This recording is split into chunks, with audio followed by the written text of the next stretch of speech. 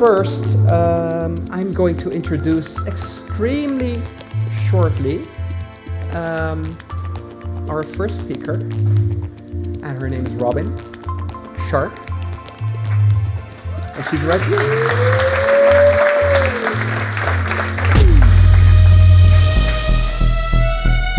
She started as an HR employee, worked her way up to Chief HR Officer at one of the largest telecom companies in the Netherlands. She then changed course and made employees shine as Chief Happiness Officer. And now she works for herself and with her team as People First Advisor. Your personal PFA, which is pretty effing awesome. Please welcome to the stage, Robin Sharp. Yes. Thank you, and thank you for the second applause, which was even better. Thank you so much. Does this feel like a rainy Sunday morning to you too? Probably for some of you who just crawled out of their tents, right? No one? Everyone's new and fresh? Good. Okay, so I see a couple of people with their phones and a laptop, which is totally fine by me, but it's important that it is about me, what you're writing, and that it's good, okay? Do we have an agreement? Good. Okay, so my name is Robin Sharp. You couldn't miss that because it's on the big screens, right? So remember that, and I'm a People First Advisor. And just to shortly explain what that means, it means that I help companies around the world to really put their people first. Quick question, who here works for a company that does that? Wow, liars, good. 1, 2, 3, 4, 7, perfect. Well, good score, better than other times. So I'm asking this question because I believe that we are in a happiness crisis. We are in a happiness crisis, despite all the endless measures we've been taking, right? The apps, everyone's meditating, right? There are plans everywhere, very good, congratulations. But the burnout, depression, and bore-out numbers are still rising. So employers are throwing whatever they can and know towards their employees to keep them healthy and vital and happy, right? But it's not working. It's just not working. And that is because we, as a society, are still too afraid to really use the extensive options new technologies offer us. And I've been working with these options for a couple of years now, and considering the time, because everyone needs to be very short here, I brought to you 2 examples to show you how technology can really improve your happiness. Okay? So let's take a look. My first example started about 3 years ago. Big company, big project, complete culture change. And they had to change because this company already had 3 lawsuits for racism and bullying in the workplace. That's not good. And it was hard on them because their core values were inclusion and connection. Yeah, I know.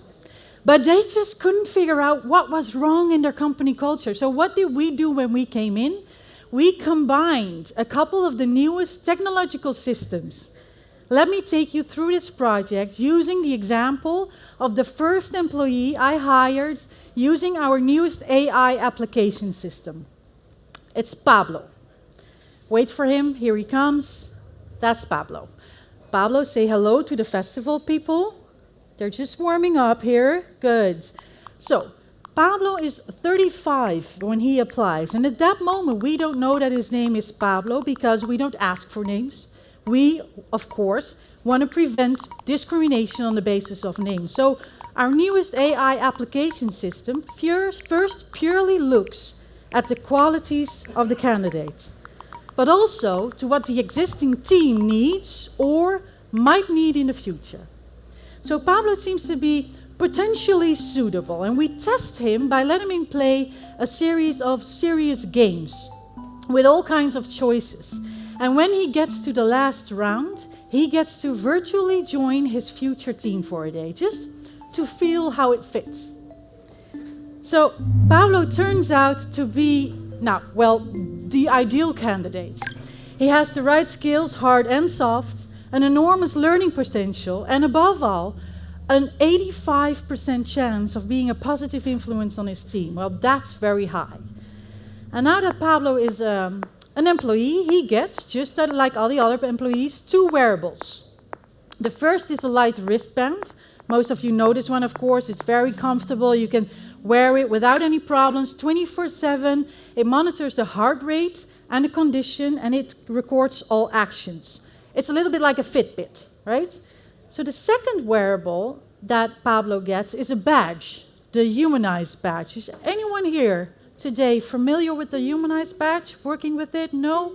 Okay, so that's okay. Just to quickly explain what it does, it replaces the old badge that people had in order to open the door or pay for a coffee, you know? But it adds a couple of great monitoring possibilities.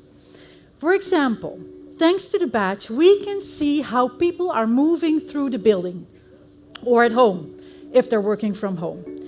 We see with whom they interact a lot or with whom they don't at all. We hear what they say, and because they pay with the badge, we can see what they eat and drink and when. Right? Is everyone okay with are you still alive and kicking? Okay, I know, it's hard, right? But it's probably good food that they're making there, so that's for later on. So, thanks to the badge, and certainly in combination with the wristband, we can now guide people better than ever before. Because we get a much more personal picture of someone, we can help in a much more targeted way. It's really customized to what the employee needs. And we're not doing that alone. No. The badge and the band are linked with our AI system that safely stores all data, analyzes it, and then can, at the right time, intervene independently or propose actions, right? I'll give you an example. So, on his first workday, Pablo has an elevated heart rate and is sweating more than normal. So, the system sees this right away, okay? But it also knows that it is his first workday and that Pablo is in good physical condition. So it analyzes this as not dangerous. It's just healthy nerves for a first workday, right? Pablo is doing very well his first weeks at work. He immediately uses the Vitality program. He joins the yoga class in the lunch break. He chooses a skippy ball as a chair. He moves around a lot during the day. He eats and sleeps well, so his stress levels are normal. But in week 3, we get a signal from the system that Pablo has more questions than average. And that's not a problem. I mean, he only just started, right? But it can become a problem, especially when he doesn't get any answers or gets answers from people who do not have the right information. And we all know those kind of people, right? So, thanks to the system, we are alerted immediately and we can fix it fast. Pablo gets an appointment with the right person who can answer all of his questions, and done. The beauty of this system is that it can detect abnormalities. And only when these abnormalities appear, we'll get a notification and can... Are you okay? It's hard, right? What is going on? Can someone open something up so that we don't, suffocate here? For me, it's hard, but oh my God, you're in the smoke. This is not healthy. I don't need a chip to see or a badge to see that this is not healthy. Okay, so for everyone that is still fine, hold on, they're opening something up. Okay. So the beauty of this system is, because I'm going to try to move on because I only have 18 minutes and the clock is ticking. The beauty of this system is that it can detect abnormalities. And only when these abnormalities appear, we'll get a notification so we can provide a focused intervention. And I'm very happy with that. Very happy with this system. So, Yeah, it's already here, so it's really easy. You know what we're doing? We are making sure that people are heard and seen. Because if you feel seen and heard, if you are valued, and you have the feeling that you're not alone, right? You are happier, you work better and more efficiently, and at the end of the day, you will be more profitable. It's really simple. Happy employees lead to happy customers, which leads to more profits. Okay, we're here. So, this project, about 3 years ago, with the badge and the band, was an incredibly important step for me towards the second example I want to show you. Because despite the amazing results we've got, we also found out that even with this combination of technologies, we could not prevent a lot of people from falling out of the system. We had people with hidden problems like addiction or illnesses they didn't know or talked about, right? And these are still people that we as employers should be able to help, but whom we just don't see. And that's a problem. So the badge and the band cannot look inside, right? And if someone feels a separation between work and private life, if someone is afraid to talk about his problems, then it becomes a problem for all of us. It's not our jobs that push us over the edge, right? It's life itself. And the professionals call this life cycle stress. Levensloop stress. We all have it, and it's increasing every single year. So while we are trying to get the burnout numbers down at the office, they just keep coming back up at home and elsewhere. You cannot put people first if they don't do that themselves. So my question was, how are we going to solve this, right?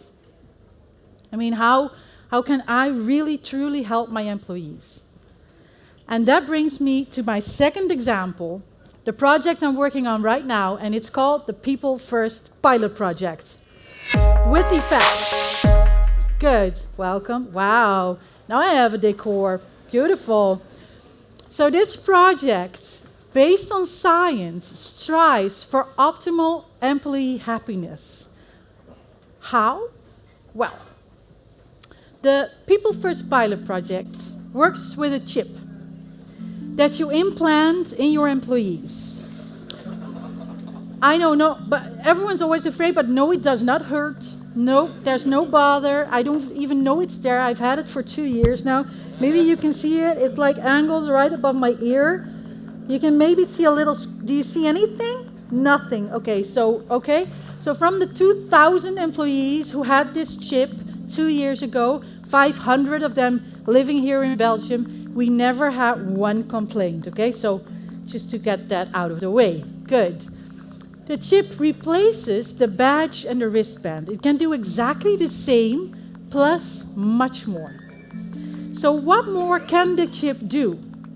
It can also read and influence the hormonal balance and brain activity of a person. So we instantly see if someone is happy or sad, stressed or tired, enthusiastic or not, and we can help alleviate negative emotions by adding the right hormones in very focused microdoses.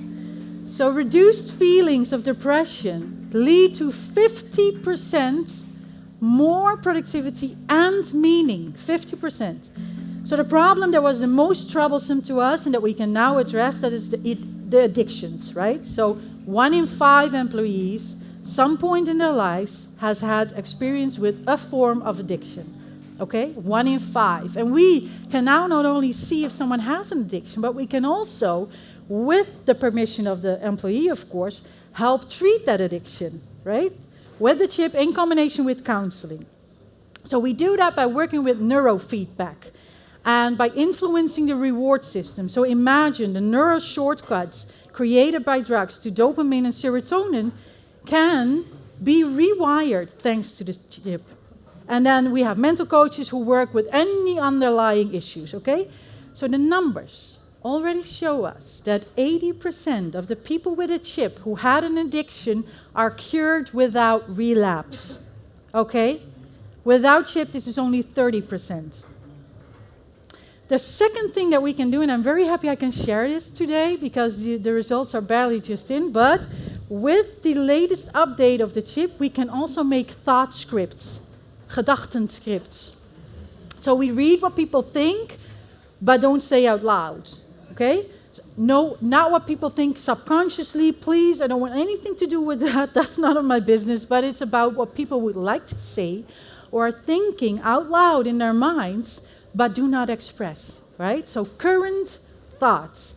And we were able to read them for some time now, but now we can also translate them into a language that we can record in thought scripts, okay? And this is so helpful.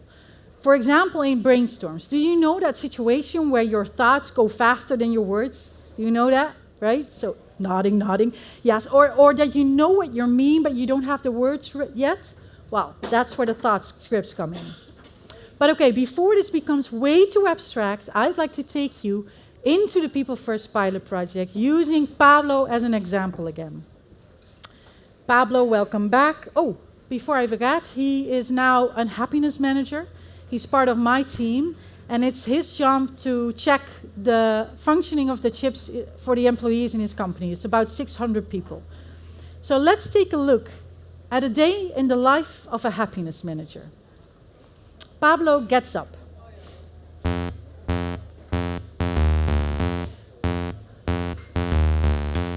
The great thing is that we don't need computers or screens anymore because we can work with the retinal projection that you can turn on by giving a mental signal. Pablo can choose which data he wants to see. So he can see how his sleep was, but he can also structure his own day. He gets advice on dietary or exercise. But you can decide what you don't and do want to see. So the chip tracks your movement throughout the day and what this means for your condition and your hormonal balances. It's a little bit like a Fitbit, but the chip is more holistic.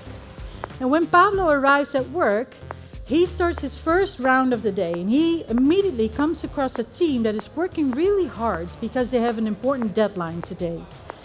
He can check their data, he can see in what work mode they are, and with permission of the team, of course, he can help them really meet that deadline by putting them into deadline mode. So the hormonal balance is slightly adjusted, so is the environment, so that they're extra focused to get that deadline. And you see here that the team works with the thought script, so this is a very good moment to do that. Pablo's office is nothing more than just a nice place somewhere in the building that he chooses himself. And at this place, he can check the data of the 600 people with a chip. And what he does is he's checking to see if there are any abnormalities. So did the system put a red flag anywhere? Only then he can zoom in, open, and if necessary, take action. And you can see here that there's a red flag at Rishi. So from the data, it seems that his happiness hormones are really low, his stress levels are very high, and from the thought scripts, he learns that he has very dark and even depressive thoughts. So these are all signals that he has to do something. So he plans an appointment for him and Rishi during the lunch break. So in times like these, personal contact is essential, okay?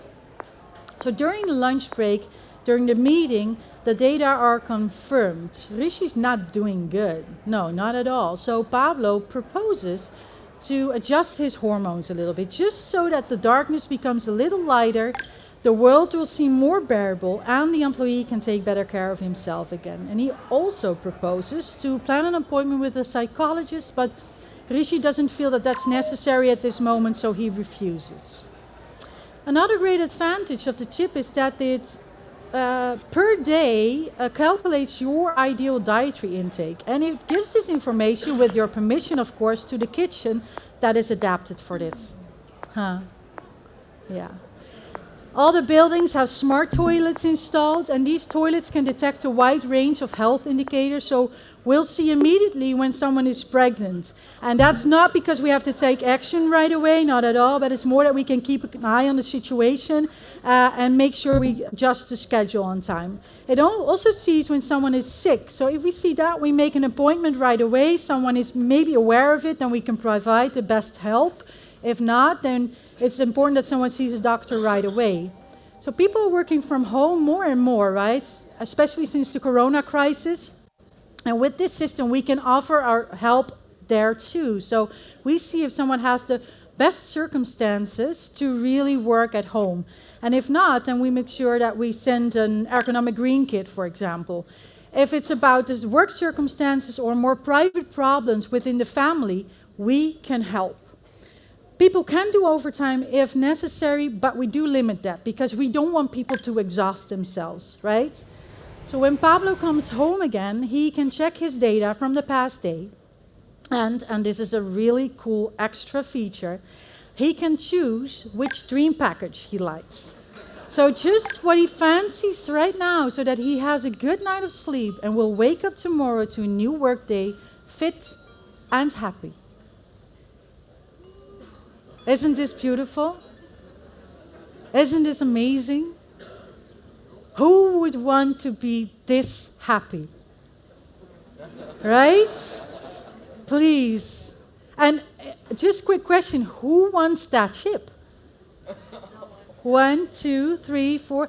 That's interesting. I was at Werchter the other day, and there were like 65% of people like, yes, please. So it's interesting difference, right? So there's a lot more I'd like to share with you, but because of the time and because of the fire in the kitchen, I have to close. So I want to leave you with one more thing, and that is that my name is not Robin Sharp. My name is Isel Vos, and I'm an actress and a creator. And I work with Company New Heroes, and we created Robin, a fictional expert, because we think it's essential that we have a dialogue about our very near future. It's not about technology being right or wrong. That's not what it's about. It's about us having a discussion about it. Everything that Robin just proposed to you is happening or will be happening in the next 5 years. What do we think about that? How do we want to use technology, right? So normally I would lead that discussion right now myself, but I will leave that to my very great host. I don't know where he is. He's hiding somewhere. If there are any specific questions or remarks for me, please come and find me afterwards or check out my websites. Thank you very much.